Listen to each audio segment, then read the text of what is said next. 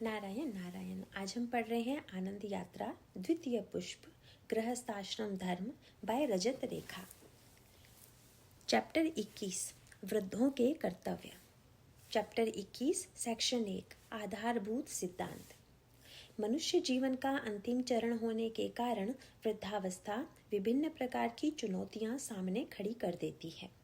प्रायः यही पाया जाता है कि चाहे कुटुंब में रहने वाले दादा दादी या नाना नानी हो अथवा माता पिता सास ससुर या चाचा चाची, उनके जीवन में चिंता शिकायत और अकेलेपन के भाव बढ़ जाते हैं। ढलती शारीरिक सामर्थ्य तथा रोग मृत्यु या जीवन निर्वाह की चिंताओं से मन पर दबाव बढ़ता रहता है। पीढ़ीगत विषमता तथा परिवार के अन्य सदस्यों से अतृप्त आशाओं के कारण उनके प्रति मन में शिकायत का भाव गहरे रूप से घर कर लेता है।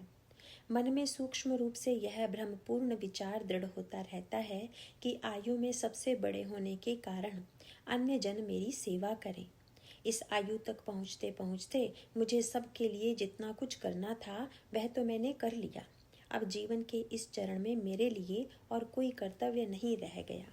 अब तो मैं बस अन्यों की सेवा स्वीकार करूं। विडंबना यह है कि गृहस्थ जीवन की सफलता के लिए वृद्ध सदस्यों की भूमिका अत्यंत महत्वपूर्ण है।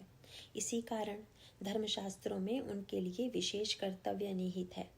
इस कर्तव्य निर्वाह के लिए उनके जीवन भर के लिए विभिन्न अनुभव और स्वजनों के प्रति प्रेम और हितैषिता के भाव अत्यंत उपयोगी हैं। केवल इतना ही नहीं, वृद्ध धर्म के निर्वाह से परिवार तथा इष्ट मित्रों व स्वजनों में भक्त समाज का निर्माण होता है। इस निर्वाह से वृद्धावस्था की उपरोक्त चिंता अकेलापन आदि चुनौतियों पर विजय पाने की सामर्थ्य भी प्राप्त होती है।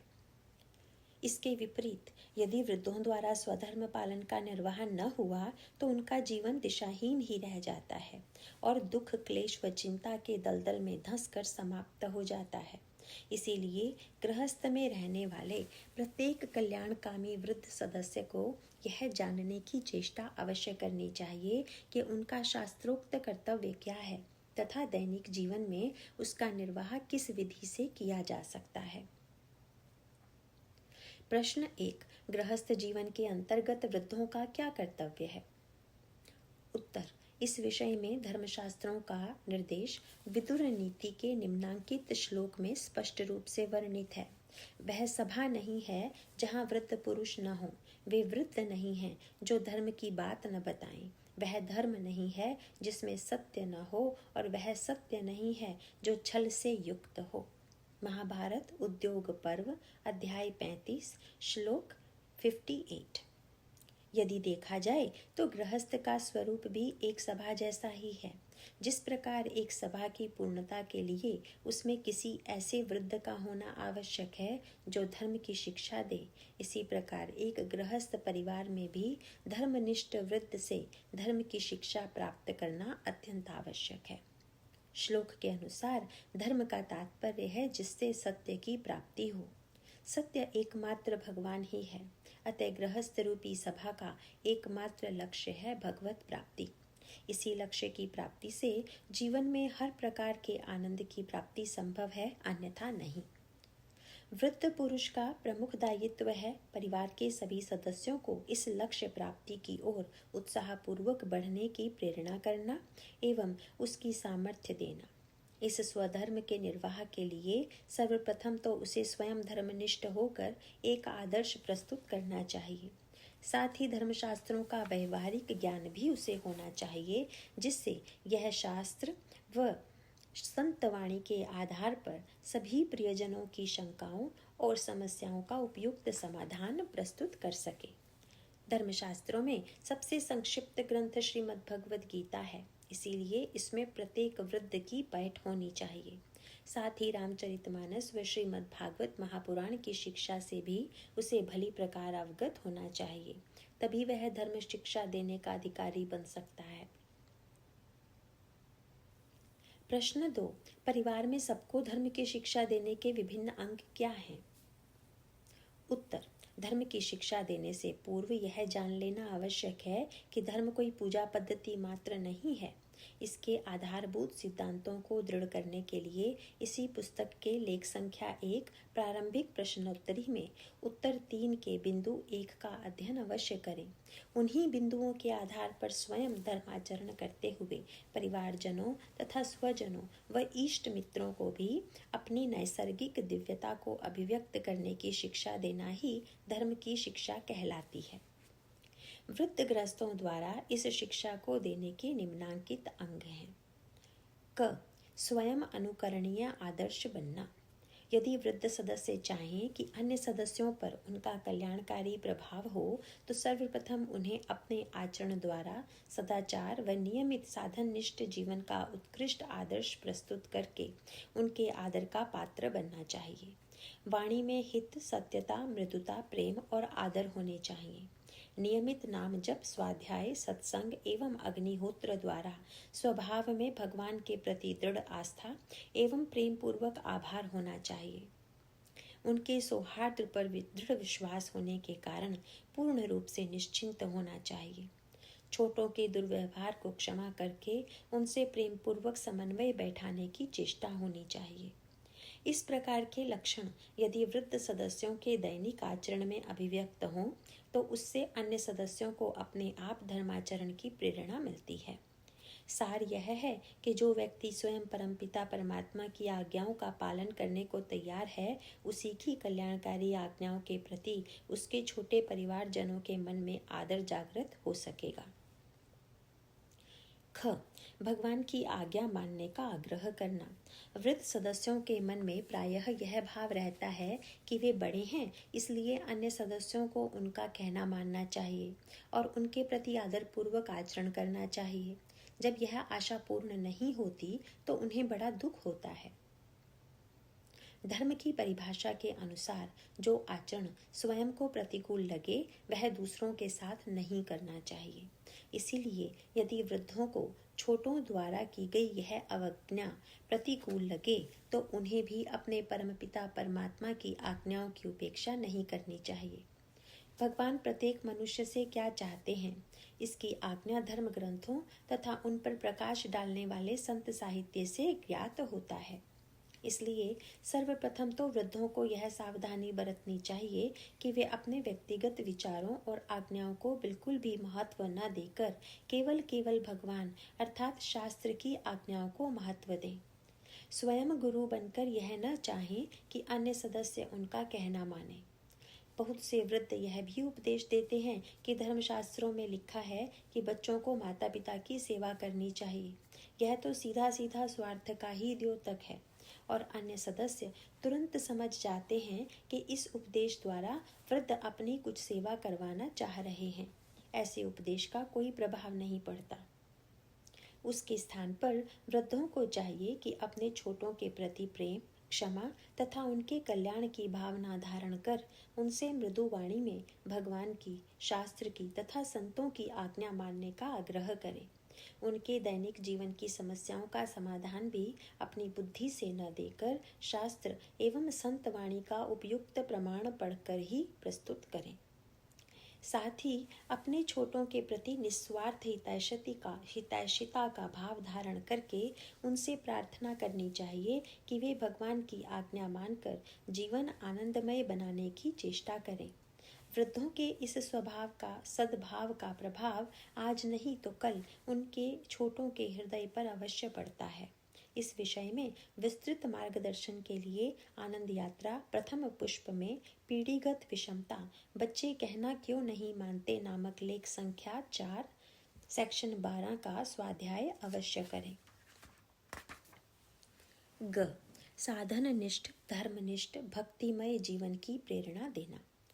धर्म ग्रंथों की आज्ञा के अनुसार जो अपने स्वजन को भक्ति का उपदेश देकर मृत्यु की फांसी से उसे नहीं बचाता, वह अपने संबंध के आधारभूत दायित्व की अवहेलना करता है।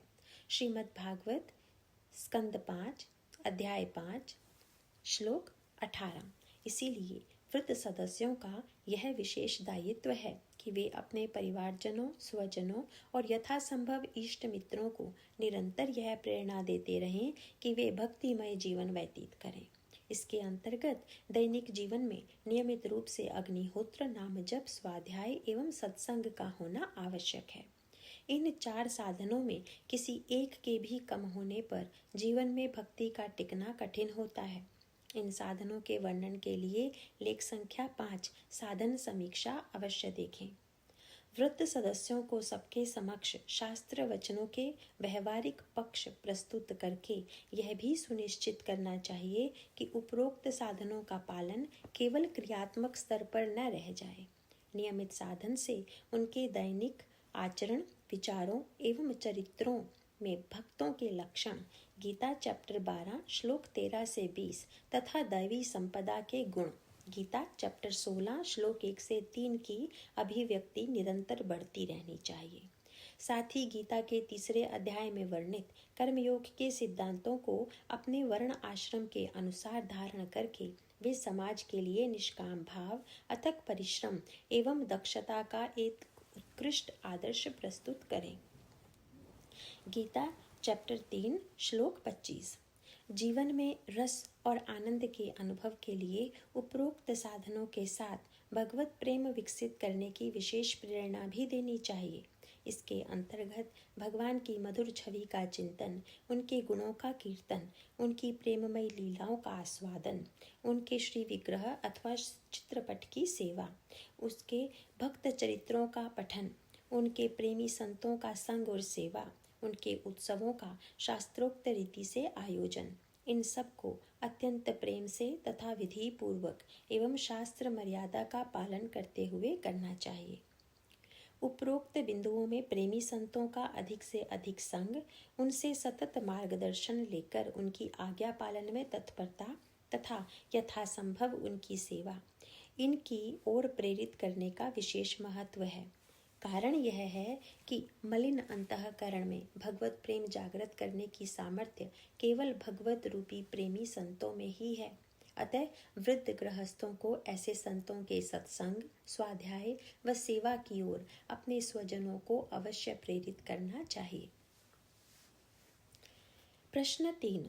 धर्म की शिक्षा देने के विषय में वृद्ध पुरुष एवं वृद्धा नारी के कर्तव्यों में क्या अंतर है? उत्तर। वृद्ध पुरुष एवं वृद्धा नारी दोनों के कर्तव्य क्षेत्र उनके स्वभाव की भिन्नता के आधार पर समझे जा सकते हैं। इसी पुस्तक के लेख संख्या 12 दैनिक जीवन में गृहस्थ धर्म के उत्तर 1 व 2 में पुरुषों के धर्म पालन का संक्षिप्त वर्णन है। धर्म ग्रंथों का गहन अध्ययन करके बुद्धि के उपयोग से प्रत्येक परिस्थिति से संबंधित शास्त्र वचन अपने स्वजनों के समक्ष प्रस्तुत करना पुरुष का दायित्व है। इस दायित्व के निर्वाह का मुख्य भाव तथा इससे संबंधित उपयोगी सूत्रों के लिए इसी पुस्तक के लेख संख्या 15 पुरुष धर्म के अंतर्गत बिंदु घ का अध्ययन अवश्य करें। नारी का स्वभाव हृदय प्रधान होता है। उसकी नैसर्गिक मातृशक्ति एवं प्रेम में यह विलक्षण सामर्थ्य है कि वह पुरुष द्वारा प्रस्तुत शास्त्र सिद्धांतों को प्रत्येक व्यक्ति के मानसिक स्तर, स्वभाव एवं रुचि के अनुसार उनके दैनिक जीवन में ग्राह्य बना सकती है। इसके विस्तृत वर्णन के लिए इसी पुस्तक के पूर्वोक्त लेख संख्या 12 दैनिक जीवन में गृहस्थ धर्म में उत्तर 3 से 5 तथा लेख संख्या 17 नारी धर्म का अध्ययन करके वृद्धा नारी को अपनी आयु, स्वास्थ्य और सामर्थ्य के अनुसार अपना कर्तव्य निर्धारित करना चाहिए। व्यवहारिक स्तर पर पुरुषों एवं नारियों द्वारा कुछ मर्यादाओं का ध्यान रखना आवश्यक है। सामाजिक व्यवहार में सामान्य रूप से शास्त्रोक्त मर्यादा यह है कि जहाँ तक हो सके पुरुषों को पुरुषों से ही तथा नारियों को नारियों से ही स्वधर्म पालन के विषय में चर्चा करनी चाहिए।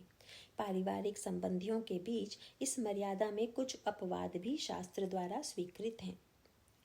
क वृद्ध पुरुष शास्त्र के सिद्धांतों पर आधारित बिंदु सभी पुरुष एवं नारी संबंधियों के समक्ष रख सकता है तथा उनके आधार पर स्वधर्म पालन तथा व्यक्तिगत समस्याओं का समाधान प्रस्तुत कर सकता है। यदि किसी नारी को अपनी व्यक्तिगत समस्या पर, विशेषकर नारी धर्म पालन संबंधित विषय पर विस्तृत मार्गदर्शन की आवश्यकता हो, तब सर्वोत्तम तो यही है कि उस नारी को वृद्ध पुरुष अपनी पत्नी अथवा घर की अन्य किसी भी धर्मनिष्ठ नारी से संपर्क करने के लिए प्रोत्साहित करे। यदि आवश्यकता हो तो मार्गदर्शन प्रदान करने वाली नारी को वृद्ध पुरुष उस समस्या से संबंधित शास्त्र व संत वचनों से अवगत करा सकता है।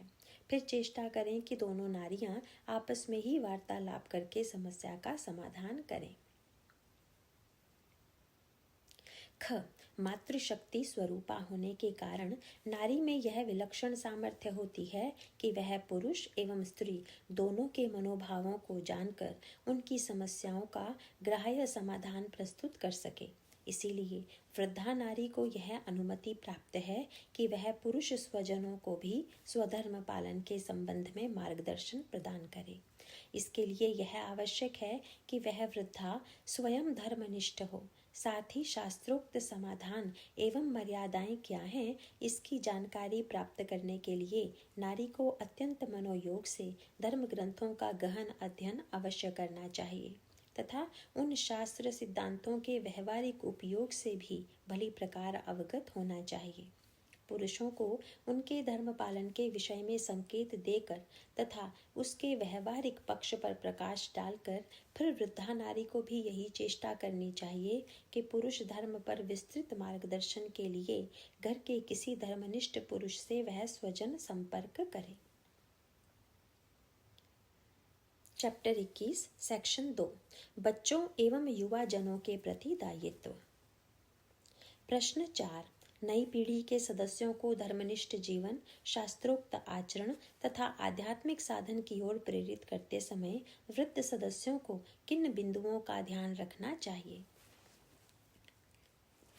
उत्तर सर्वप्रथम वृद्ध सदस्यों के सामने यह कठिनाई उठ खड़ी होती है कि घर के युवा सदस्यों के समक्ष शास्त्र के सिद्धांतों को सरल भाषा में कैसे प्रस्तुत किया जाए, जिससे वे अपने परिप्रेक्ष्य में उन सिद्धांतों की उपयोगिता समझकर उसका लाभ उठा सके। इसके लिए यदि वृद्ध सदस्य स्वयं अपने ही युवा काल का स्मरण करें तो उन्हें ज्ञात होगा कि युवावस्था में किस प्रकार की कठिनाइयाँ होती हैं और उनका समाधान किस भाषा में किन उदाहरणों एवं सिद्धांतों के द्वारा किया जाना रुचिकर लगता है।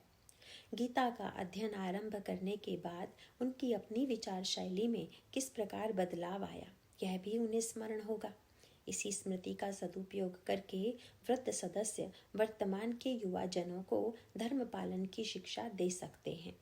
इस प्रक्रिया में 2 महत्वपूर्ण बिंदुओं पर पुनः दृष्टि अवश्य केंद्रित करनी चाहिए। नंबर 1, अपने व्यक्तिगत विचार व्यक्त न करके अपितु धर्मशास्त्र एवं संत महात्माओं के विचारों को प्रस्तुत करें, उनके समवाहक बने।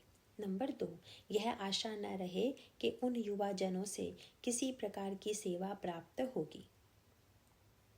यह सिद्धांत हर सदस्य को दृढ़ता से धारण करना चाहिए कि चाहे वृद्ध हो चाहे युवा, उसको जो कुछ भी प्राप्त होगा वह भगवान की इच्छा से प्राप्त होगा। भगवान सर्वशक्तिमान हैं, कोई ऐसी वस्तु नहीं है जिसे वे प्रदान न कर सकें, कोई ऐसी परिस्थिति नहीं है जिसे वे अपनी इच्छानुसार पलट न सकें, पर वे हैं प्रत्येक प्राणी के परम सुहृद। इसीलिए अपने मंगलमय विधान के अंतर्गत वे वही परिस्थिति निर्मित करेंगे, वही वस्तु प्रदान करेंगे जो सबके लिए कल्याणकारी हो।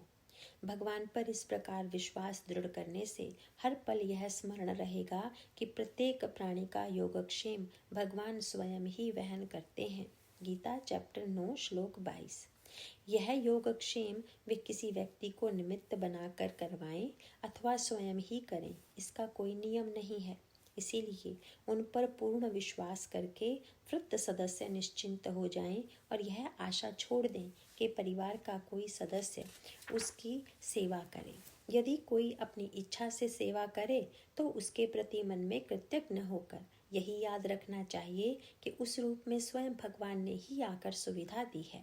ऐसे भाव द्वारा परिवार के सदस्यों से अनासक्त होने पर भगवान के साथ संबंध सुदृढ़ होता है।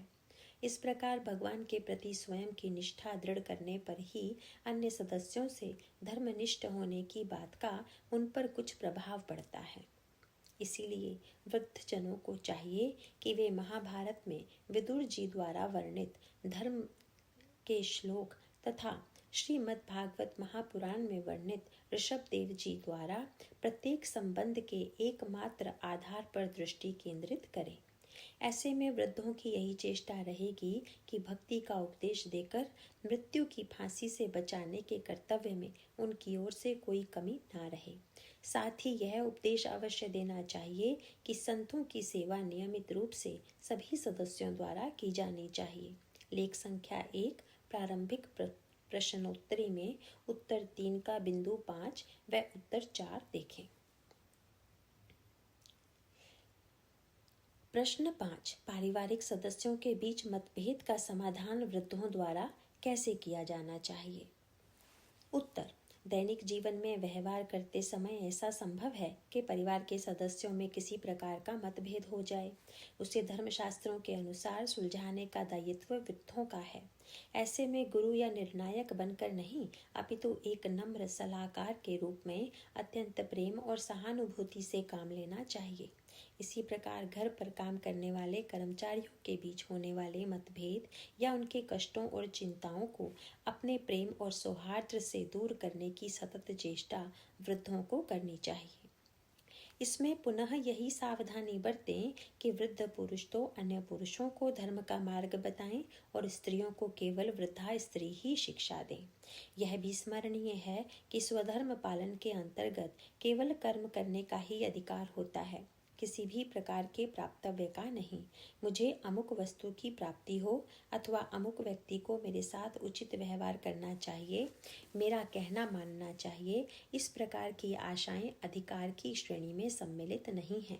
वास्तव में अधिकार तो केवल एक है, दूसरों को स्वधर्म पालन में सुविधा प्रदान करने के लिए अपनी सुख सुविधा का यथासंभव त्याग। इस आधारभूत सिद्धांत को सामने रखकर अन्य सदस्यों को इस भाव से वृद्धों द्वारा शिक्षा दी जानी चाहिए कि जो व्यक्ति मार्गदर्शन ले रहा है उसका कल्याण हो।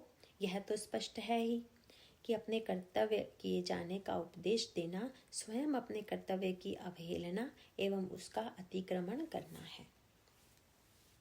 प्रश्न 6 यदि वृद्ध सदस्य शास्त्र वचनों से उतना परिचित नहीं है और इस कारण वर्तमान में पारिवारिक सदस्यों के मतभेद को शास्त्र प्रमाण के आधार पर सुलझाने में अपने को असमर्थ पाएं तो क्या करें?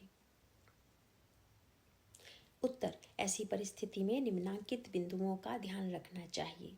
क वृद्ध सदस्यों को यह विश्वास दृढ़ करना चाहिए कि भले ही वे अपनी शक्ति से उपरोक्त सामर्थ्य इस बढ़ी हुई आयु में अर्जित नहीं कर सकते, परंतु धर्म शिक्षा देने की जितनी सामर्थ्य की आवश्यकता है वह भगवान अवश्य प्रदान करेंगे।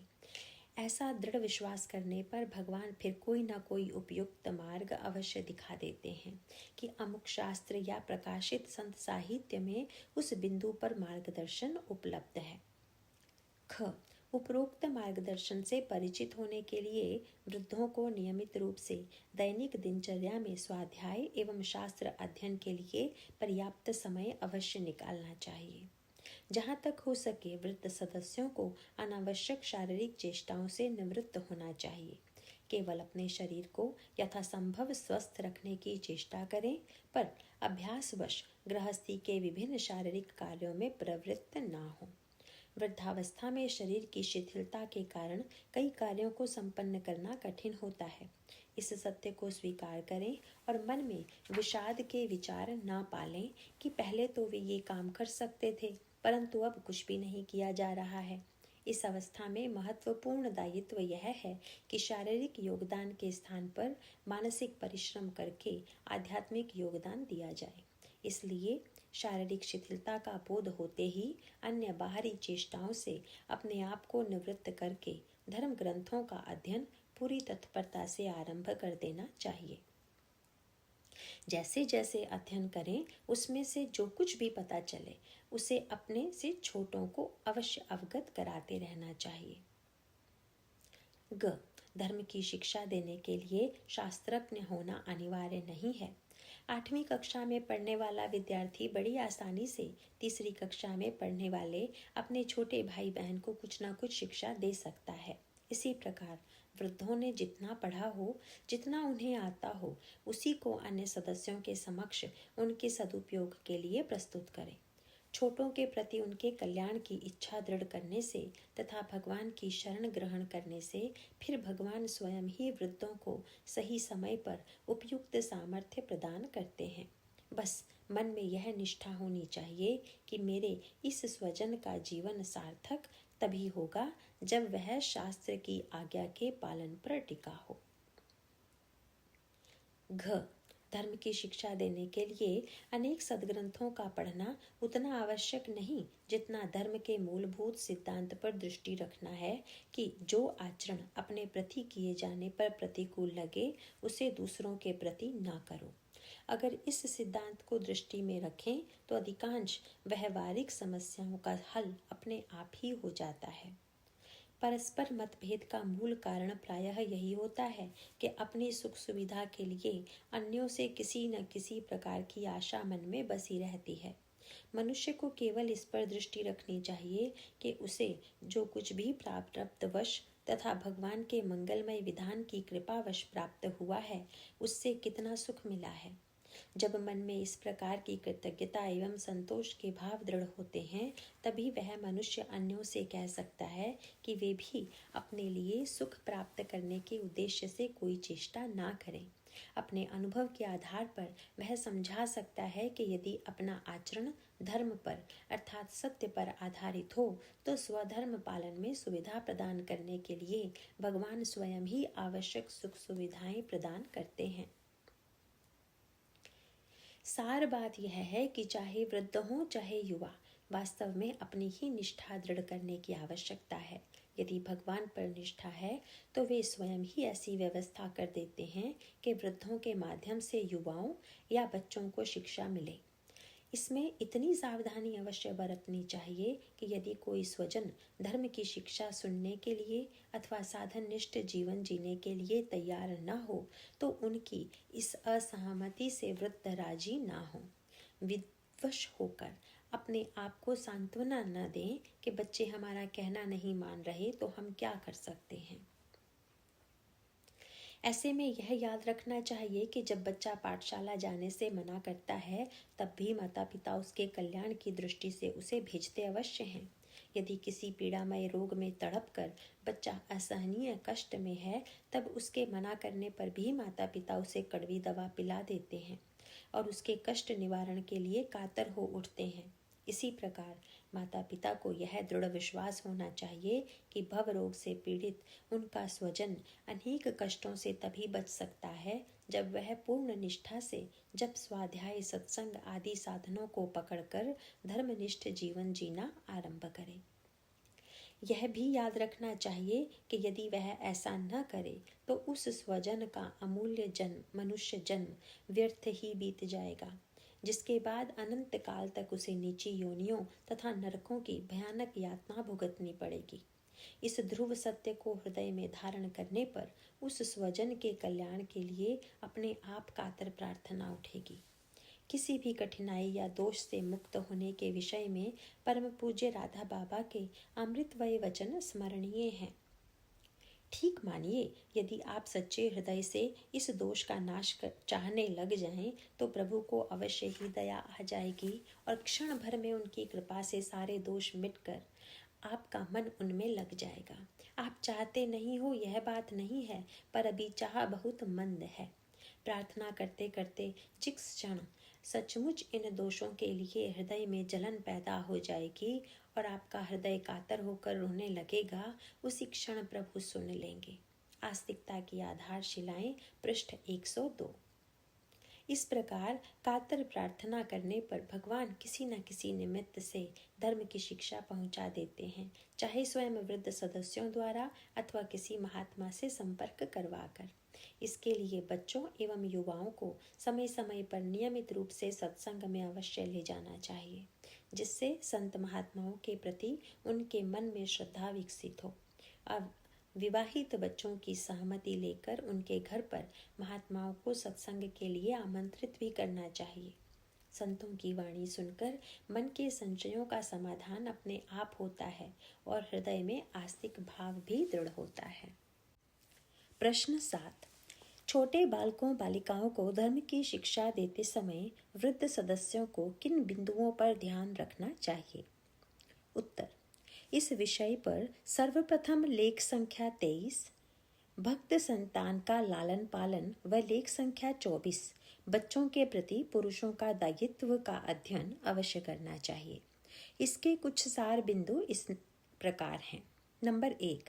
सामान्यतः बच्चों को अनुशासित करने के लिए उनके साथ डांट फटकार का व्यवहार किया जाता है। यह धर्म की उपरोक्त परिभाषा के विरुद्ध है, क्योंकि यदि वैसा कड़ाई का व्यवहार अपने प्रति किया जाता है तब तो वह प्रतिकूल समझा जाता है, पर दूसरों को सुधारने के लिए उसे आवश्यक माना जाता है। इस विषय में सावधान करते हुए पूज्य राधा बाबा ने कहा है, किसी से भी रूखा नहीं बोलना है। इसका सुधार करने के लिए उनसे रूखा बोलना आवश्यक है। यह भाव मन से निकाल दें।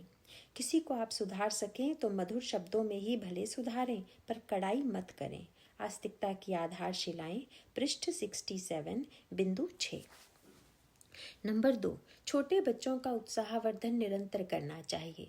उनके प्रति मधुर व्यवहार करें अथवा कुछ मधुर खिलाएं पिलाएं। इससे उनके मन में वृद्धों के प्रति यह भाव दृढ़ होगा कि ये मेरे मित्र हैं और मेरे हित की बात करते हैं। शारीरिक दंड से तो यथासंभव दूर ही रहना चाहिए।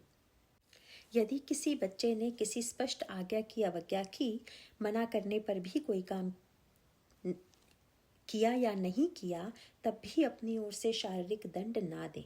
अधिक से अधिक बच्चों को इतने प्यार से समझाना चाहिए कि उन्हें स्वयं अपनी भूल के लिए पश्चाताप हो और भविष्य में वे स्वेच्छा से सही कार्य करें। नंबर 3। बच्चों में स्वाभाविक इच्छा होती है कि वे बलिष्ठ हों। इस इच्छा का सदुपयोग करके उन्हें शरीर एवं बुद्धि दोनों को बलिष्ठ करने के उपाय बताने चाहिए। बच्चों के मन में शारीरिक बल का महत्व अधिक होता है, इसलिए उन्हें ऐसी बातों से बचने की शिक्षा देनी चाहिए जिससे शरीर को हानि पहुंचती हो। उदाहरणार्थ, उत्सव में पटाखे जलाओगे तो उसके धुएं से तुम्हारे फेफड़ों को हानि पहुंचेगी, तुम जल्दी थक जाओगे। इसलिए न तो तुम जलाओ और न जो तुम्हारे मित्र हैं उनसे भी कहो कि ना जलाएं, वरना उनके जलाने से भी तुम्हें हानि होगी। इसी प्रकार नियमित जीवन शैली, सूर्योदय से पूर्व व्यायाम, पौष्टिक खान पान, टीवी इंटरनेट पर कुसंग का निषेध, इन सब के विषय में शारीरिक एवं मानसिक स्वास्थ्य की दृष्टि से उन्हें शिक्षा देनी चाहिए। नंबर 4। बौद्धिक रूप से बलिष्ठ होने का प्रथम चरण है शारीरिक बलिष्ठता। यदि शरीर दुर्बल है और परीक्षा के समय ही बीमार पड़ गए तो चाहे कितनी भी बौद्धिक क्षमता क्यों ना हो, उसका कुछ भी फल प्राप्त नहीं होगा। इसलिए सर्वप्रथम स्वास्थ्य की रक्षा करने के लिए बाह्य ब्रह्म मुहूर्त में जाकर सूर्योदय से पूर्व स्नान और व्यायाम करना चाहिए और तत्पश्चात नाम जप करना चाहिए। बच्चों को यह समझाना चाहिए कि इन सभी प्रक्रियाओं से उनकी बुद्धि एकाग्र होकर कम समय में अधिक पढ़ाई ग्रहण कर सकेगी। तब वे अत्यंत उत्साह व प्रसन्नता से अपनी दिनचर्या को नियमित कर लेते हैं। इस विषय में आनंद यात्रा प्रथम पुष्प के लेख संख्या 4 सेक्शन 14 और 15 का अध्ययन बच्चों के साथ मिलकर अवश्य करना चाहिए। नंबर 5। वृद्धों का अत्यंत महत्वपूर्ण कार्य है बच्चों की पाठशाला की शिक्षा का आकलन करना तथा उन्हें पढ़ाई में प्रेम से मार्गदर्शन देना, जिससे वे अपने पाठ्यक्रम को पूर्ण दक्षता से पूरा कर सकें। आधुनिक युग की भागदौड़ में संभव है कि बच्चों के माता पिता इस कार्य में विशेष योगदान न दे पाएं। इसलिए वृद्धों की ओर से यह चेष्टा अत्यंत उपयोगी है।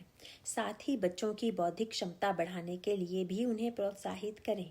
प्रसिद्ध वैज्ञानिकों, आविष्कारकों, साहित्यकारों, संगीतकारों आदि के व्यक्तित्व और परिश्रम के आदर्श से उन्हें प्रेरित करें। नंबर 6। बुद्धि को सुरक्षित एवं एकाग्र बनाए रखने के लिए सबसे आवश्यक बात यह है कि बच्चों के निर्मल मन में धन का महत्व किसी तरह भी प्रवेश न कर सके। साधारण भ्रमपूर्ण मान्यता के अनुसार जीवन का एकमात्र लक्ष्य धन कमाना ही माना जाता है।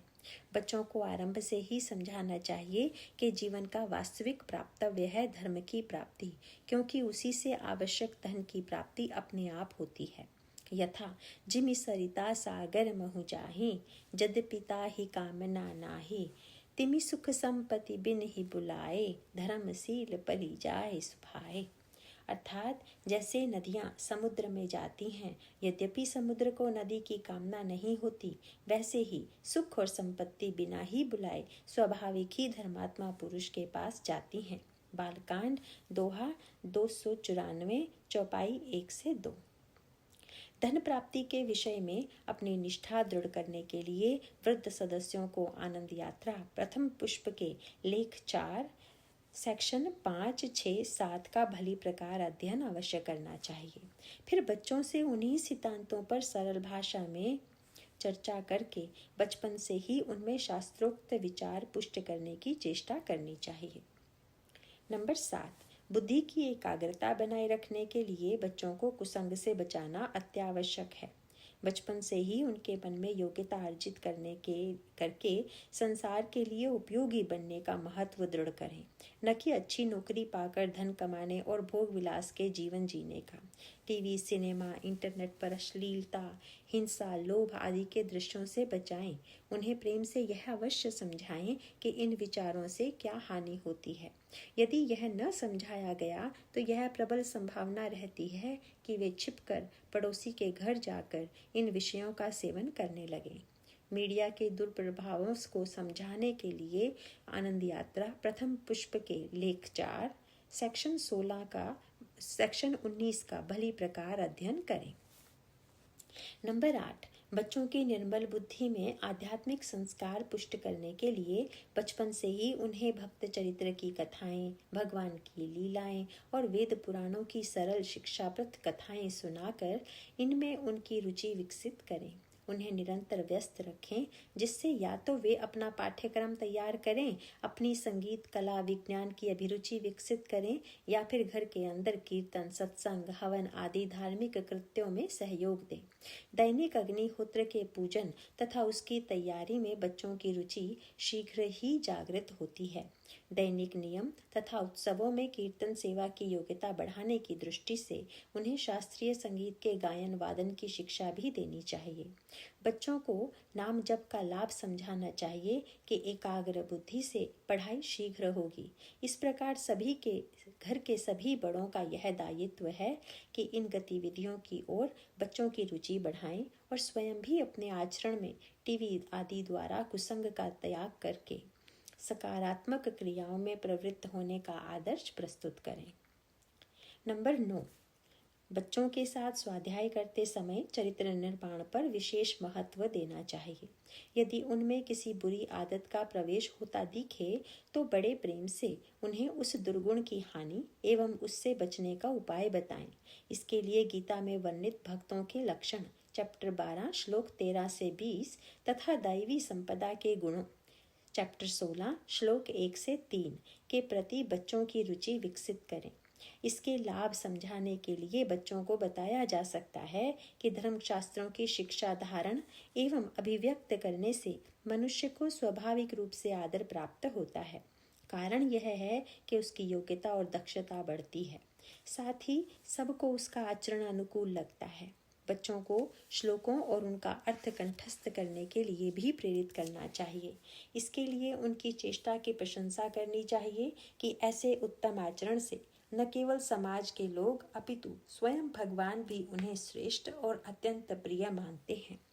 सार बात यह है कि बच्चों को अपमानित करके उनकी निंदा करने, उनको डराने धमकाने के स्थान पर उन्हें प्रेम से प्रोत्साहित करना चाहिए। साथ ही धर्म शिक्षा के हर बिंदु को सरल तर्क से समझाकर व्यवहारिक जगत में उसका उपयोग और लाभ समझाना चाहिए। ऐसा करने से बच्चों के मन में वृद्धों के प्रति आदर और मैत्री का भाव विकसित होता है और उनसे धर्म शिक्षा ग्रहण करने की रुचि बढ़ती है। चैप्टर 21 सेक्शन 3 बेटी, बहू तथा समवयस्कों से व्यवहार। प्रश्न 8, जब बच्चे युवावस्था में प्रवेश करें, विशेषकर जब उनके विवाह की बात सामने आए, तब उनके प्रति वृद्धों का क्या दायित्व है? उत्तर: शास्त्र के अनुसार प्रत्येक संबंध का एकमात्र आधार यही है कि एक दूसरे को स्वधर्म पालन एवं भगवत भक्ति की ओर प्रेरित करें। भगवान श्री ऋषभ देव जी के उपदेश के अनुसार बचपन से ही बालकों और बालिकाओं को मनुष्य जीवन के एकमात्र लक्ष्य भगवत प्राप्ति के विषय में अवगत कराना चाहिए। भागवत स्कंद 5 अध्याय 5 श्लोक 18। किशोरावस्था में गृहस्थ धर्म के पालन एवं वैवाहिक जीवन के शास्त्रोक्त दायित्व की शिक्षा देनी चाहिए। साथ ही इसी संकलन में लेख संख्या 14 अविवाहित सदस्यों के लिए गृहस्थ धर्म में वर्णित बिंदुओं का अभ्यास भी करवाना चाहिए, जिससे भोग प्राप्ति के स्थान पर योग प्राप्ति ही गृहस्थ जीवन का लक्ष्य बने। अविवाहित युवा युवतियों के प्रति माता पिता का विशेष कर्तव्य है कि उन्हें किसी धर्मनिष्ठ गृहस्थ के आश्रित रखें, चाहे उन्हें अपने साथ रखें अथवा किसी धर्मनिष्ठ स्वजन के संरक्षण में। यह स्थान ऐसा होना चाहिए जहाँ पर भगवत भक्ति का अभ्यास एवं कर्म योग के आचरण की शिक्षा प्राप्त हो। इसी क्रम में बच्चों को यही शिक्षा देनी चाहिए कि विवाह के बाद अब वे भी अपने स्वतंत्र धर्मनिष्ठ गृहस्थ परिवार का निर्माण करें और समाज के अन्य अंगों की सेवा करने की योग्यता अर्जित करें। प्रश्न 9। विवाहित पुत्री के प्रति स्नेह के कारण ममत्व का भाव प्रगाढ़ होता है। ऐसे में पुत्री के प्रति किस प्रकार के व्यवहार में सबका कल्याण निहित है? उत्तर: पुत्री के लालन पालन के विषय में विशेष सावधानी की आवश्यकता है। वह मातृशक्ति स्वरूपा है। किसी की धर्म पत्नी बनकर उस घर परिवार में धर्म स्थापना के महान दायित्व का निर्वाह उसके सबल कंधों पर टिका है। इसके लिए आवश्यक है कि अत्यंत प्रेम व कोमलता से पुत्री को आरंभ से ही शास्त्रोक्त संस्कार प्रदान करें और उसे इस योग्य बनाएं कि कालांतर में वह अपने नारी धर्म, मातृधर्म, पातिव्रत धर्म एवं गृहस्थ धर्म के पालन द्वारा एक धर्मनिष्ठ भक्तिमय परिवार का निर्माण कर सके। इस दृष्टि से माता पिता को इस बात के लिए भी सावधान रहना चाहिए कि उनके मन में उसके प्रति ममत्व का संकुचित भाव न पनपने पाए। अपनी बेटी को भगवान की संपत्ति मानकर उन्हीं का निमित्त बनकर पुत्री को इस भाव से पालना चाहिए कि विवाह के पश्चात जिस घर में उसे धर्म की स्थापना करनी है, वास्तव में वह उसी घर की धरोहर है। विवाह संस्कार के विभिन्न कृत्यों में, विशेषकर कन्यादान के समय, माता पिता द्वारा यही भाव धारण करने का विधान है कि अब वह पुत्री वर पक्ष को दान में दी जा रही है, जिससे अपने नए घर में वह धर्म की स्थापना कर सके। अतः विवाह के बाद माता पिता उस पर अपना कोई अधिकार नहीं मानेंगे, केवल भक्तिमय जीवन की ओर उसे सहर्ष प्रेरित करते रहेंगे और सुविधा प्रदान करते रहेंगे। भारत की सरस संस्कृति में विवाह के पश्चात माता पिता द्वारा अपनी ही पुत्री के चरण छूने की परंपरा है। इसमें माता पिता मन ही मन यह मंगल प्रार्थना करते हैं कि अब दोनों कुलों के धर्म को संभालना उस नारी के हाथ में है, इसीलिए वह पूजनीय है और इस महान यज्ञ में परमात्मा उसे शक्ति, सामर्थ्य और सफलता प्रदान करे। इस पृष्ठभूमि के आधार पर विवाह के पश्चात माता पिता का अपनी पुत्री के साथ केवल इसी उद्देश्य से संपर्क होना चाहिए कि वे उसकी और वह अपने परिवार के सदस्यों को जीवन में शास्त्र के सिद्धांत धारण करके एक दूसरे को स्वधर्म पालन तथा भक्ति की ओर बढ़ने के लिए प्रेरणा, सहयोग और सुविधा दें। व्यवहारिक स्तर पर इस उद्देश्य की पूर्ति के लिए कुछ सामान्य पालनीय बिंदु निम्नांकित हैं। नंबर 1, माता पिता तथा विवाहिता स्त्री उनकी बेटी को सावधान रहना चाहिए कि एक दूसरे से सुख लेने की आशा न रखकर केवल अपने अपने कर्तव्य पालन में एक दूसरे को प्रोत्साहित और प्रेरित करें। यह भी ध्यान रखना आवश्यक है कि मनुष्य जीवन का एकमात्र कर्तव्य भगवत प्राप्ति है। अन्य सभी दायित्व इसी एक लक्ष्य की पूर्ति में सहायक सामग्री मात्र ही हैं। नंबर 2, विवाहिता स्त्री के लिए उसका पातिव्रत धर्म पालन ही उसकी भगवत प्राप्ति का एकमात्र साधन है। अतः माता पिता को अपनी हर चेष्टा से अपनी बेटी का इस स्वधर्म पालन में उत्साह बढ़ाना चाहिए। उसे निरंतर प्रोत्साहित करें कि अपने पति और ससुराल के अनुकूल रहकर उनकी रुचि के अनुसार शास्त्रोक्त व्यवहार करना ही उसके लिए श्रेय प्राप्ति का मार्ग है। नंबर 3, यदि माता पिता अथवा स्त्री के मन में यह प्रेरणा उठे कि वह कुछ दिन अपने मायके में समय बिताए, तो मर्यादा के अनुसार स्त्री को सर्वप्रथम इसका प्रस्ताव अपने पति के समक्ष रखना चाहिए। यदि पति की रुचि इस प्रस्ताव में प्रतीत हो तभी बात आगे बढ़ानी चाहिए। इसका शास्त्रीय प्रमाण रामचरितमानस के प्रसंग से प्राप्त है, जहां अपने पति शंकर जी की राय न मानते हुए सती ने अपने पारिवारिक मोह से प्रेरित होकर अपने पिता दक्ष प्रजापति के यज्ञ में सम्मिलित होने के लिए हठ किया। इस प्रसंग से शिक्षा लेकर उपरोक्त प्रस्ताव रखते समय स्त्री अपने मन में यही दृढ़ विश्वास रखे कि पति के माध्यम से भगवान स्वयं ही उसके स्वधर्म पालन की सुरक्षा के लिए उपयुक्त राय प्रस्तुत करेंगे। पति की इच्छा के विरुद्ध निर्णय लेने में उसके पातिव्रत धर्म पालन में हानि होती है, जो भविष्य में उसके लिए अनिष्टकारी है। अतः पति की रुचि के अनुसार ही अपना कार्यक्रम निर्धारित करने में उसका कल्याण है। नंबर 4, अपनी ओर से माता पिता अपनी बेटी को प्रेरित करें कि वह पहले से ही यह सुनिश्चित करे कि उसकी अनुपस्थिति में गृह कार्यों की संभाल, बच्चों के लालन पालन इत्यादि की व्यवस्था किस प्रकार की जा सकती है। इससे घर के सभी सदस्य आश्वस्त होंगे और किसी को असुविधा नहीं होगी। इसके पश्चात सभी सदस्यों को मन में उपरोक्त बिंदु 1 के अनुरूप पारिवारिक आसक्ति के भाव से सावधान रहते हुए तथा भगवत भक्ति में वृद्धि के उद्देश्य से ही यात्रा की व्यवस्था संपन्न करनी चाहिए। नंबर 5, इस प्रकार यदि घर में धर्म की स्थापना के प्रति निष्ठा हो और ससुराल तथा मायके दोनों पक्षों के मन में मर्यादित आचरण और भगवत भक्ति का महत्व सर्वोपरि हो, तो परस्पर के संबंधों में अपने आप ही प्रेम, सौहार्द और समन्वय के भाव प्रमुख रहते हैं। ऐसे में यदि यात्रा संपन्न हो तो मायके में भी दिनचर्या के अंतर्गत नियमित नाम जप, स्वाध्याय, अग्निहोत्र, कीर्तन, भगवत चिंतन आदि साधन सम्मिलित होंगे। दिन की गतिविधियों का चयन इस उद्देश्य से किया जाएगा कि शारीरिक और मानसिक स्वास्थ्य की पुष्टि हो, अपनी योग्यता बढ़ाने और भगवत सेवा पुष्ट करने के लिए संगीत, साहित्य, कला, विज्ञान आदि में प्रवृत्ति होगी। पारस्परिक वार्तालाप में भगवान, शास्त्र और भक्ति के प्रति श्रद्धा दृढ़ करने वाले विषयों पर चर्चा होगी। यदि किसी सदस्य के जीवन में कोई कठिनाई हो तो उसका समाधान शास्त्र एवं संत वचनों के आधार पर ही ढूंढा जाएगा। घूमना फिरना, पारस्परिक विनोद, खान पान इत्यादि सभी गतिविधियों में इस सावधानी से प्रवृत्ति की जाएगी कि वे संसार की ओर भोग बुद्धि न बढ़ाकर भगवान व उनकी भक्ति की ओर अग्रसर करें। इस प्रकार आध्यात्मिक साधनों का केवल क्रियात्मक अभ्यास नहीं, अपितु दैनिक जीवन में शास्त्र की शिक्षा धारण करने की सतत चेष्टा रहेगी। सार यह है कि यात्रा के माध्यम से माता पिता तथा उनकी बेटी एक दूसरे को लक्ष्य प्राप्ति की ओर अग्रसर करें। नंबर 6, इसके विपरीत यदि मन में भगवत भक्ति और स्वधर्म पालन का महत्व न हो और माता पिता अथवा बेटी के मन में केवल यही आशा हो कि परिवारजन कुछ समय साथ बिताकर एक दूसरे के संग का सुख प्राप्त करें और किसी पारिवारिक या सामाजिक आयोजन में सम्मिलित होकर अन्य संबंधियों से मिले जुलें, तो ऐसा संपर्क केवल प्रमाद ही बनकर रह जाता है। ऐसे संपर्क से न तो भगवान के साथ किसी का संबंध दृढ़ होता है, न ही धर्मनिष्ठ भक्तिमय जीवन की ओर प्रगति होती है। प्रायः ऐसे संपर्क से पारिवारिक आसक्ति की दुर्भेद्य ग्रंथि और भी घनीभूत हो जाती है, जो मनुष्य को देह भाव से बांधकर भगवान से विमुख कर देती है।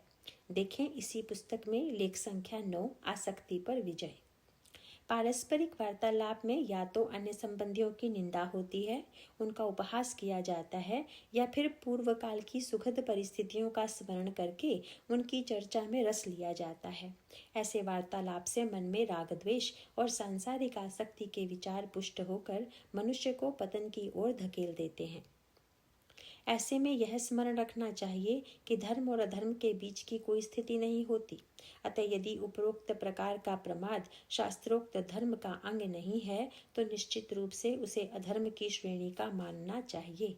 इसलिए यह जानकर सावधान होना चाहिए कि अधर्म का फल है अशुभ परिस्थिति का निर्माण, जो कालांतर में दुख का कारण बनेगी।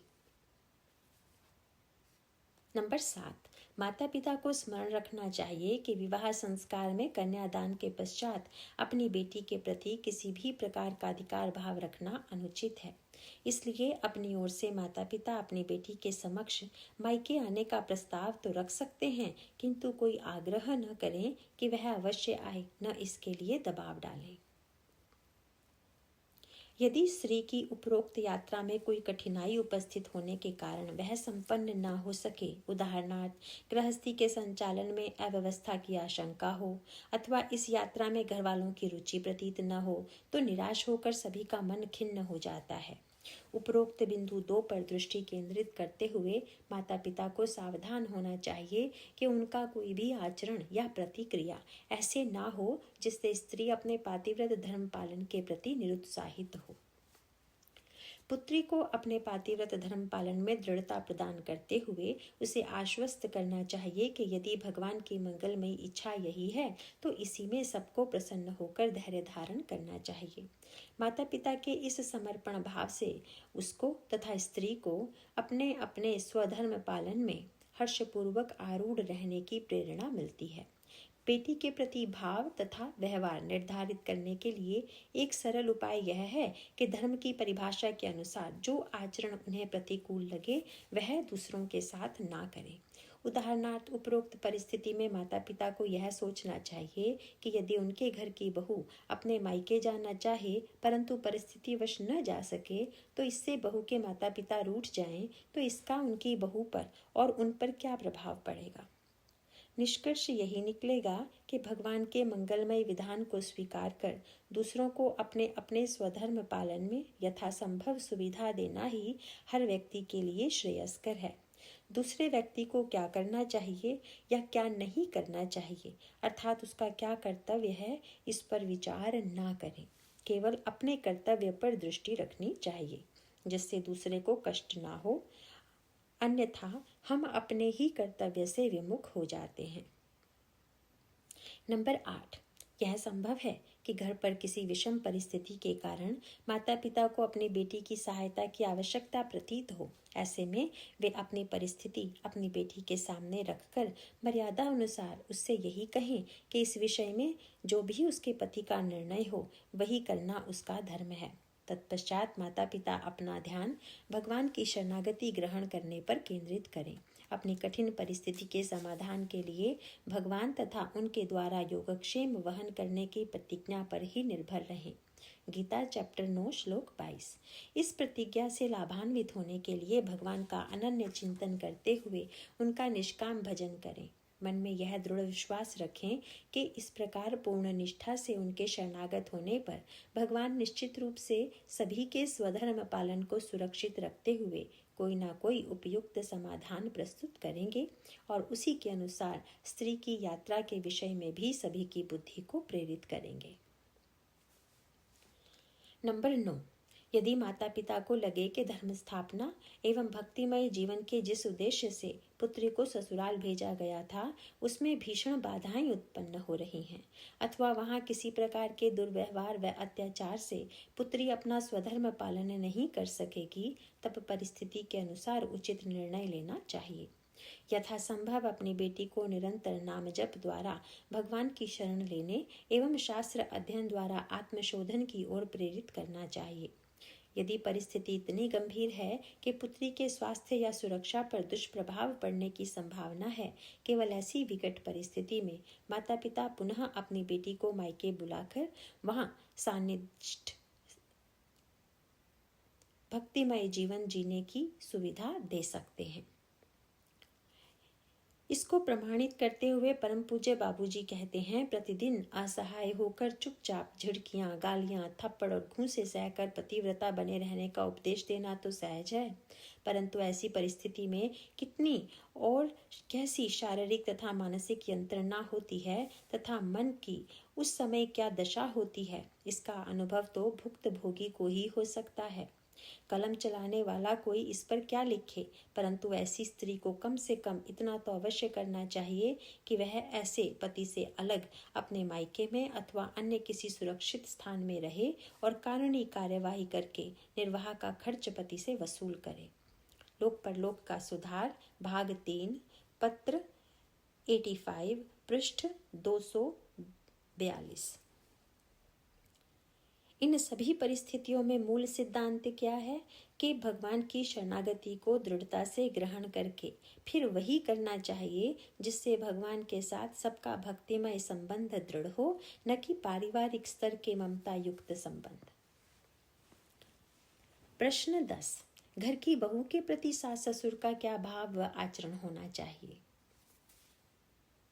उत्तर, चाहे वृद्धा स्त्री हो या वृद्ध पुरुष, बहू के प्रति व्यवहार में उन्हें शास्त्र का निम्नांकित उत्कृष्ट आदर्श अपने सामने हर पल रखना चाहिए।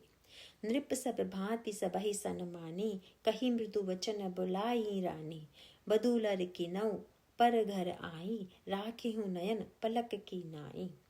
राजा दशरथ ने सब पुत्र वधुओं का सब प्रकार से सम्मान करके कोमल वचन कहकर रानियों को बुलाया और कहा, बहुएं अभी बच्ची हैं, पराए घर आई हैं, इनको इस तरह से रखना जैसे नेत्रों को पलकें रखती हैं। जैसे पलकें नेत्रों की सब प्रकार से रक्षा करती हैं और उन्हें सुख पहुंचाती हैं, वैसे ही इन बहुओं को सुख पहुंचाना। श्री रामचरितमानस बालकांड, दोहा 355, चौपाई संख्या 4। इस प्रकार सास ससुर को बहू के प्रति अत्यंत दुलार व प्रेम का व्यवहार करना चाहिए, यह सोचकर कि वे अत्यंत कोमल हैं, पराए घर में हर्षपूर्वक आई हैं। अतः धर्मनिष्ठ परिवार के निर्माण के लिए आवश्यक है कि इनको आदर, प्रेम और प्रसन्नता का वातावरण मिले। धर्मशास्त्रों में तो यहाँ तक कहा गया है कि जब नववधू घर पर आए तो घर तथा उसका सारा परिवार उस वधू का सत्कार करते हुए ये कहे कि अब से तुम इस घर की सम्राज्ञी हो और हम सब तुम्हारे शासन में हैं। इसी पुस्तक के लेख संख्या 15, पुरुष धर्म के अंतर्गत बिंदु ग देखें। यह प्रेम की भाषा है। इसका प्रयोजन यह है कि बहू को यह विश्वास हो कि इस घर में मेरा आदर होगा और मैं सबका प्रीतिपूर्वक पालन करूं, जैसे एक धर्मनिष्ठ सम्राट अहंकार रहित होकर अपनी प्रजा का पालन करता है। हर व्यक्ति आदर और प्रेम का भूखा होता है। सास ससुर भी अपने लिए यही व्यवहार चाहते हैं, इसलिए बहू को प्रेम और आदर देते हुए निस्वार्थ भाव से केवल यह बात समझा कर कहें जिसमें उसका हित और कल्याण हो। प्रश्न 11, यदि किसी कारणवश बहू के मन में धर्मनिष्ठ जीवन के प्रति रुचि ना हो या किसी व्यक्तिगत तनाव के कारण वह कटु व्यवहार कर रही हो, तो ऐसे में सास ससुर उसके प्रति कैसा व्यवहार करें? उत्तर, पहली बात तो यह है कि यदि सास ससुर ने शास्त्रोक्त रीति से धर्म और भक्ति को महत्व देते हुए बहू का चयन ठीक से किया है तो फिर ऐसी संभावना प्रायः उठती ही नहीं। यदि बहू के आने के बाद ही सास ससुर ने धर्मनिष्ठ जीवन की बात पढ़ी हो तो जो कुछ भी कटु व्यवहार वधू से प्राप्त हो उसे अपना प्रारब्ध समझकर सह लेना ही श्रेयस्कर है। प्रारब्ध के भोग में और कोई दोषी नहीं होता, अपने ही कर्म का फल पुनः प्राप्त होता है। वधू का चयन करते समय संभव है कि सास ससुर ने यह सुनिश्चित नहीं किया हो कि वह धर्मनिष्ठ है या नहीं। उनके कर्तव्य को यही अवहेलना उनका यह दुष्कर्म है और जिसका फल उन्हें अब प्राप्त हो रहा है। माता पिता को शास्त्र के इस आधारभूत कर्म विपाक सिद्धांत पर अपनी निष्ठा दृढ़ करनी चाहिए। इससे उन्हें यह स्पष्ट होगा कि यदि वर्तमान में वे अपनी बहू को ही दोषी मानकर उससे द्वेष का भाव रखें तो यह एक नया दुष्कर्म होगा जो पुनः एक नवीन प्रतिकूल परिस्थिति का निर्माण करेगा। इसलिए वर्तमान में यही श्रेयस्कर है कि इसी लेख के उत्तर 10 में वर्णित श्री रामचरितमानस के वचनों को मानकर बहू के साथ निश्चल प्रेम और हितैषिता का सदाचार करें। साथ ही भगवान के प्रति पूर्ण समर्पण का भाव रखते हुए उन्हीं से प्रार्थना करें कि वे ही इस समस्या का समाधान करने की कृपा करें। इस प्रकार हर परिस्थिति को भगवान द्वारा निर्मित तथा कल्याणमयी समझकर उसे हर्षपूर्वक स्वीकार करें। इसी प्रकार यदि बेटे ने प्रेम विवाह किया हो और अपने पसंद की स्त्री को घर की बहू बनाया हो तो ऐसे में माता पिता को इस पर विचार अवश्य करना चाहिए कि बेटे को धर्म की शिक्षा न देने के कारण ही उसने विवाह जैसे महत्वपूर्ण विषय पर अपना स्वतंत्र निर्णय लिया। यदि घर में धर्मनिष्ठ वातावरण और मर्यादित शास्त्रोक्त आचरण की स्थापना माता पिता द्वारा की गई होती तो ऐसी परिस्थिति नहीं बनती। ऐसे में उन्हें पूर्ण सत्यता और दृढ़ता से यह वास्तविकता स्वीकार करनी चाहिए कि उनकी त्रुटि का फल भगवान उन तक उस बहू के माध्यम से पहुंचा रहे हैं और इसमें उस बहू का किंचित मात्र भी दोष नहीं है। केवल इतना ही नहीं, यदि वर्तमान में उस दुष्व्यवहार को प्रायश्चित रूप में तथा भगवान के नाम का आश्रय लेकर हर्षपूर्वक सह लें तो वह उनका तप बन जाएगा। वास्तव वर्तमान के इस पुण्यमय आचरण से आज नहीं तो कल उनके उस पूर्वकृत कर्म का फल मिट जाएगा। फिर किसी न किसी रीति से प्रेम और सामंजस्य का वातावरण अवश्य निर्मित होगा।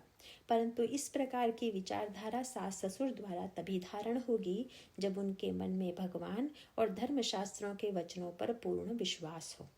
इसके विपरीत यदि धर्म के प्रति निष्ठा न हो तो मन में द्वेष का भाव बना ही होगा। अपनी ओर आत्मशोधन की दृष्टि न रखकर दूसरों से आशा बनी रहेगी कि पहले वे अपना आचरण सुधारें। इस प्रकार इस समस्या के वास्तविक उपाय तक कभी नहीं पहुंचा जाएगा। इस विषय में विस्तृत मार्गदर्शन के लिए लेख संख्या 10 संतवाणी का बिंदु 8-9 अवश्य देखें। दूसरों के व्यवहार से अप्रभावित और द्वेष रहित रहने के विषय में रामचरितमानस का एक प्रसंग अत्यंत शिक्षाप्रद है।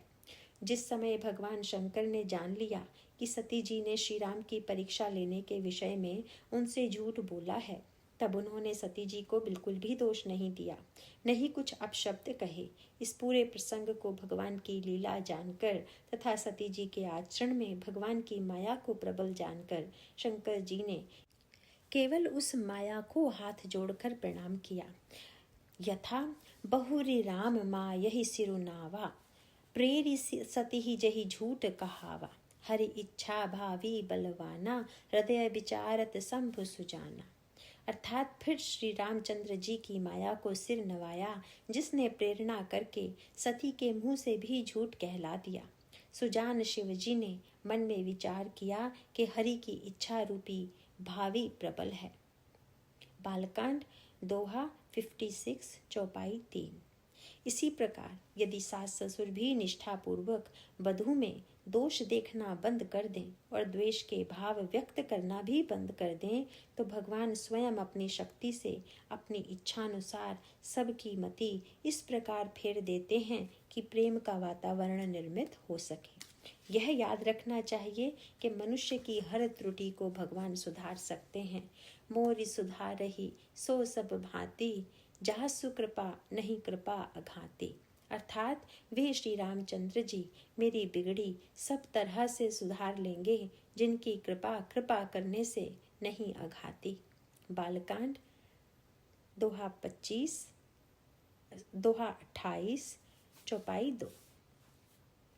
मनुष्य की भूल को भगवान तभी सुधारते हैं जब वह सच्चे मन से मानता है कि भूल उसकी है, दूसरे की नहीं। यह स्वीकार करने में मनुष्य का अहंकार ही बाधा डालता है। तब फिर उस अहंकार का फल ही मनुष्य को कटु व्यवहार के रूप में बारंबार दुख पहुंचाता रहता है।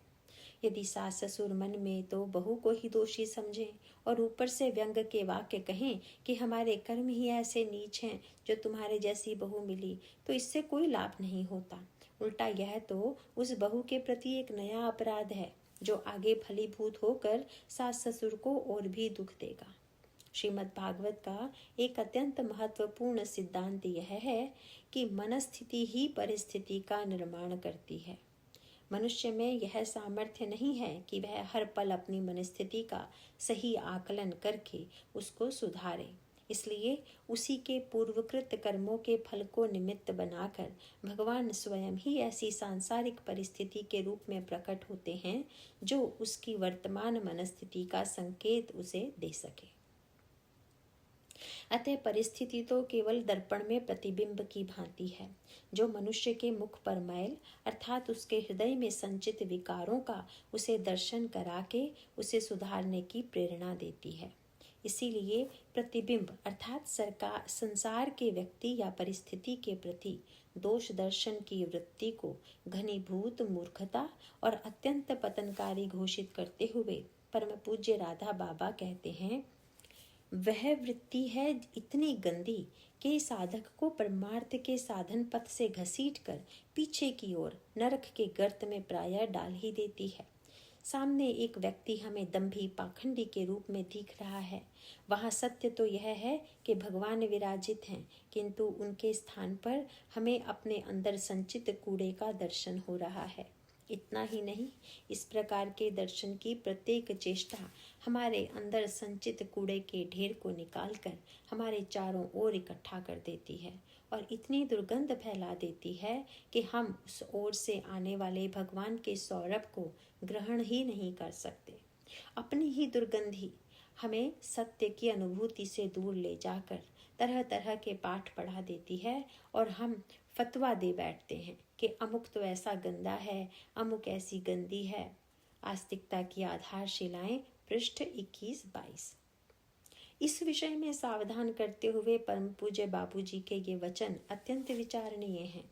मनुष्य जैसा चिंतन करता रहता है उससे वैसी ही क्रिया होने लगती है और यह क्रमशः वैसे ही वातावरण से घिर जाता है। विषय चिंतन ही पतन है और भगवत चिंतन ही यथार्थ उत्थान है। भाई जी के अमृत वचन, 5 जुलाई का संदेश। निंदा तो निंदनीय पुरुष की भी नहीं करनी चाहिए। निंदा करने में दूसरों के दोषों का चिंतन और उनकी आलोचना करनी पड़ती है। जैसा चिंतन और कथन होता है अंतःकरण में, वैसे ही संस्कार चित्र अंकित होते जाते हैं, जो भविष्य में निमित्त बनकर मनुष्य से वैसा ही कर्म करवा सकते हैं। लोक परलोक का सुधार, भाग 2, पृष्ठ 191। पूज्य बाबा एवं पूज्य बाबूजी के इस अत्यंत महत्वपूर्ण मार्गदर्शन पर भली प्रकार मनन करके सास ससुर को सच्चे हृदय से मन ही मन ऐसी बहू का आभारी होना चाहिए। आभार का कारण यह है कि उन्हें जिन पाप कर्मों के न जाने कैसे कैसे भीषण फल, दुर्घटना, रोग, पशु योनि, नरकों की यातना आदि के रूप में बाद में भुगतने होते, उनको भगवान अपनी माया द्वारा तथा उस बहू को निमित्त बनाकर लघु रूप में घर पर ही कटवा रहे हैं। साथ ही परिस्थिति से अनुभव होने वाली प्रतिकूलता से सास ससुर को यह अमूल्य संकेत प्राप्त हो रहा है कि उन्हें अपने विचारों और आचरण में कहाँ कहाँ आत्मशोधन करने की आवश्यकता है। ऐसा करने से वे वर्तमान में दोष दर्शन के पाप कर्म और उसके दुखद फल से भी सुरक्षित रहते हैं। इस प्रकार किसी में भी दोष दर्शन न करके अपने सुधार पर दृष्टि केंद्रित करने से तथा भगवान की छवि पर मन टिकाने से भगवान उस समस्या का अत्यंत सुंदर समाधान प्रस्तुत करते हैं। प्रश्न 12। यदि वृद्ध पुरुष को पता चले कि घर की बहू को उसके पति अथवा सास से दुर्व्यवहार प्राप्त हो रहा है, तो उन्हें इसका समाधान कैसे करना चाहिए? उत्तर। ऐसी परिस्थिति में वृद्ध का कर्तव्य बहू के प्रति भी है और उसके पति अथवा सास के प्रति भी। सास को तो मधुर भाषण एवं प्रेम से समझाना चाहिए कि हो सकता है आपके साथ बहू ने ऐसा किया हो और इस बात की आपको शिकायत है, परंतु इस विषय में धर्मशास्त्रों में देखिए यह लिखा है। इस प्रकार वृद्ध स्वयं गुरु बनकर ना बैठें, अपितु शास्त्र एवं संत वचन का आश्रय लेकर ही अपनी बात कहें। इसी प्रकार पति को भी पुरुष धर्म एवं पति धर्म के सिद्धांत पढ़ाकर उस शिक्षा को धारण करने के लिए प्रेरित करें। प्रत्येक व्यक्ति से उसकी कठिनाई जानकर उसके अपने सुधार के विषय में ही चर्चा करें। मूल सिद्धांत यह है कि मनुष्य का अपना ही पूर्वकृत कर्म फल उसकी वर्तमान परिस्थिति का निर्माण करता है। गीता चैप्टर 4 श्लोक 11। भगवान के मंगलमय विधान के अंतर्गत वह मनुष्य के कल्याण के लिए उपयोगी साधन सामग्री मात्र है। उसका उपयोग करके अपने आचरण व विचारों का आत्मशोधन करना चाहिए। साथ ही प्रतिकूल व्यवहार प्राप्त करने पर हर्षपूर्वक सह लेने से वह तप बनता है, जो कर्म फल नाश करके सुंदर भविष्य का निर्माण करता है। इसीलिए वर्तमान में प्रत्येक सदस्य को भगवान का नाम जप और उनकी छवि के चिंतन का अधिक से अधिक अभ्यास करने की प्रेरणा देनी चाहिए। साथ ही यह भी सुनिश्चित करें कि सभी सदस्य अपने आचरण में सावधानी रखें कि भक्त के लक्षणों के आधार पर ही व्यवहार हो। गीता चैप्टर 12 श्लोक 13 से 20। जहाँ तक बहू की बात है, उसके साथ अत्यंत प्रेममय एवं मृदु व्यवहार करके उपरोक्त सिद्धांत समझाएं और आश्वस्त करें कि पूज्य राधा बाबा के मार्गदर्शनानुसार मशीन की तरह जब भगवान की छवि का चिंतन और कातर प्रार्थना करने से भगवान की शरणागत वत्सलता उमड़कर सभी उलझनों को शीघ्र ही सुलझा लेती है।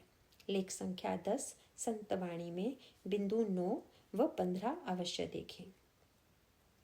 इस प्रकार शास्त्र एवं संतवाणी का आश्रय लेकर मधुर वचनों से सभी सदस्यों को अपने स्वधर्म पालन की ओर प्रेरित करना चाहिए।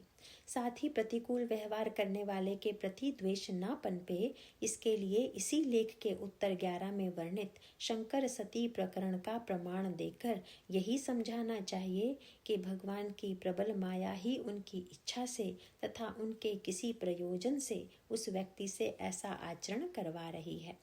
वास्तव में यदि घर में दैनिक रूप से वृद्धों द्वारा धर्मशास्त्रों का प्रवर्तन होगा तो ये सभी सिद्धांत धीरे धीरे सभी सदस्यों के स्वभाव का अंग बन जाते हैं।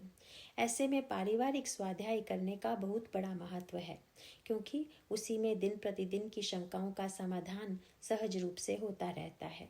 यह न करके यदि केवल समस्या उठ खड़े होने पर शास्त्र में समाधान ढूंढा जाए और परिवारजनों को समझाने की चेष्टा की जाए तो उसके प्रति उनके मन में स्वीकृति ही नहीं होगी। और यदि वृद्ध इस अहंकार को धारण करें कि मैं बड़ा हूँ, सबको मेरी बात माननी चाहिए, तब सदस्यों के अहंकार के पारस्परिक टकराव से केवल दुख ही बढ़ेगा। इसीलिए शास्त्र व संत वचनों पर श्रद्धा रखकर सब सदस्यों को यही प्रेरणा देनी चाहिए कि सब जन मिलकर भगवान से प्रार्थना करें कि वे ही किसी उपाय से इस समस्या को सुलटा लें। प्रश्न 13। अड़ोस पड़ोस, समाज एवं संबंधियों में अपनी ही आयु के वृद्धों से व्यवहार करते समय किन बिंदुओं का ध्यान रखना चाहिए? समवयस्कों में चर्चा प्रायः घर परिवार के किसी क्लेश, शारीरिक रोग पीड़ा, राजनीतिक गतिविधियां या फिर धर्मशास्त्रों पर दार्शनिक दृष्टिकोण पर ही केंद्रित होती हैं। इन सब के विषय में धर्मानुकूल चर्चा कैसे करें? उत्तर: प्रत्येक मनुष्य को यह हर पल स्मरण रहना चाहिए कि मनुष्य जीवन एक अमूल्य उपहार है।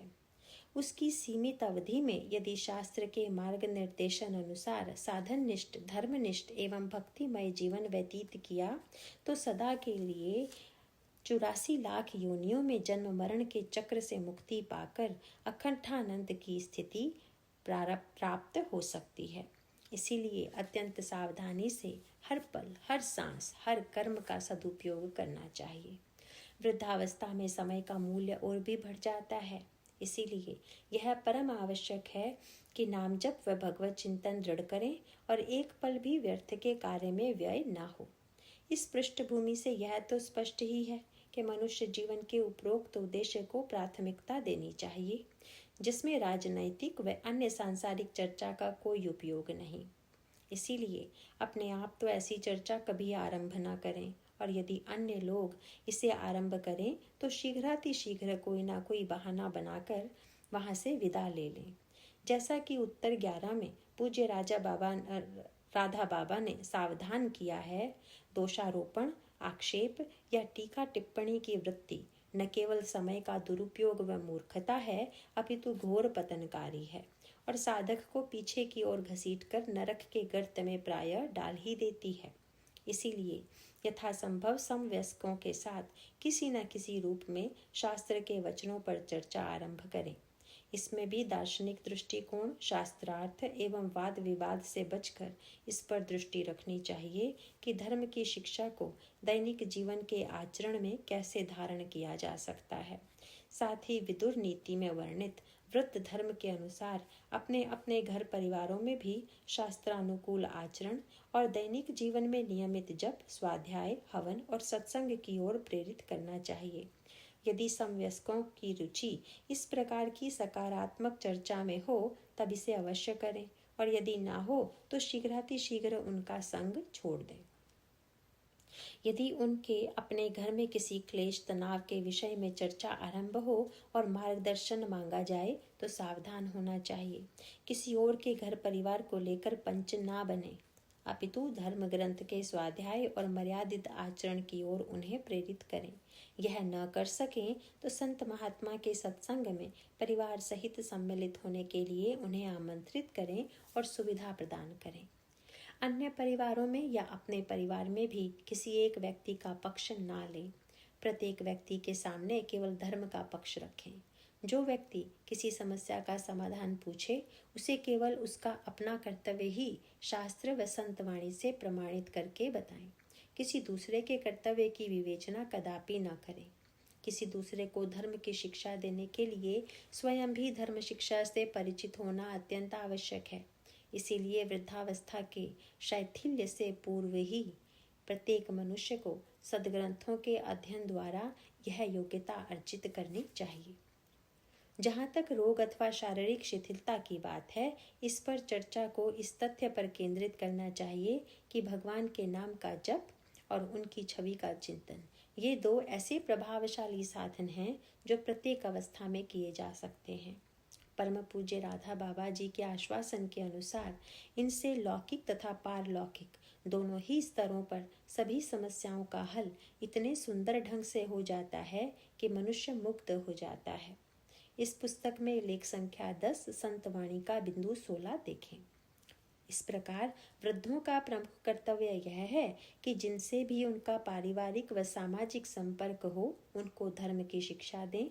इसके अंतर्गत उन्हें कर्तव्य पालन, भक्ति मिश्रित कर्मयोग, मर्यादित आचरण एवं साधनिष्ठ जीवन की ओर प्रोत्साहित करना चाहिए, जिससे वे मनुष्य जन्म के एकमात्र लक्ष्य भगवत प्राप्ति की ओर पूर्ण उत्साह और श्रद्धा से अग्रसर हो सके। नारायण नारायण।